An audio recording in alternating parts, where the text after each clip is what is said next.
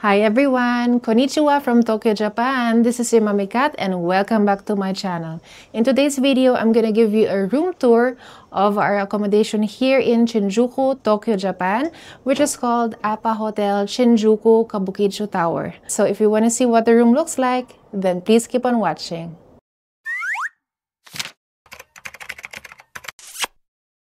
Okay, so we booked 2 rooms kasi kasama namin ang dalawang daughters namin. Dito sila sa 2301 at dito naman kami mag-asawa sa 2302. Good thing na magkatabi ang aming kwarto, no? So, katukoy natin ngayon ang dalawang daughters ko.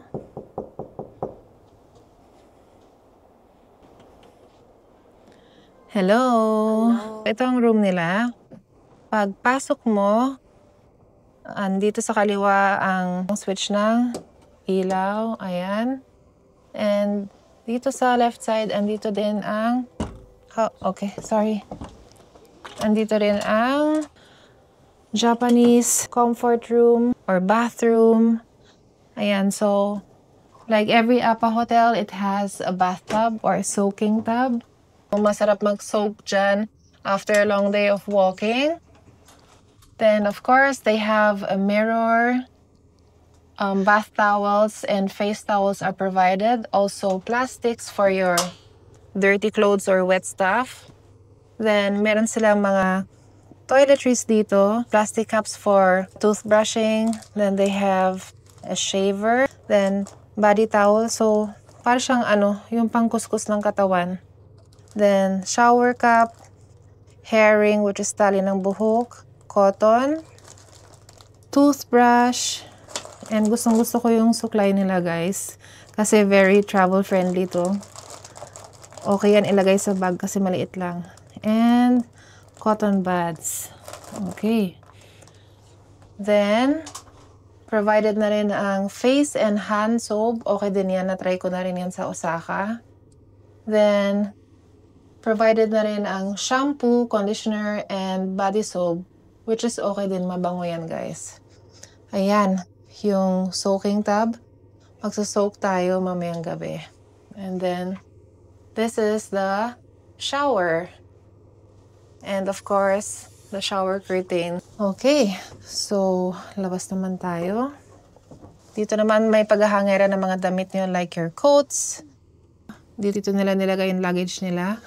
Pero, supposed to be sa ilalim ng kama yan. Wala bang underbed storage dyan? Wala. Sa Osaka meron.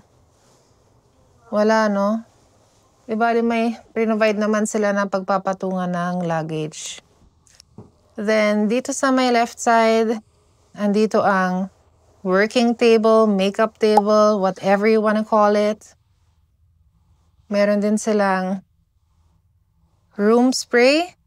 A2 Care, ito Oshii with Science Antibacterial Deodorizing Mist. Tingnan, amoyin nga natin. Walang amoy. Okay, so nandito naman ang mirror. And I guess this is the control for the aircon or heater. Provided ang dalawang bottles of water. And electric water kettle. Then they have here pen and paper. Ayan. So, dito naman ang bed. Ayan. So, double bed yan. So, it's good for 2 persons. Soft ba? Okay ba ang bed and pillows? Okay. Thank you for the nice description.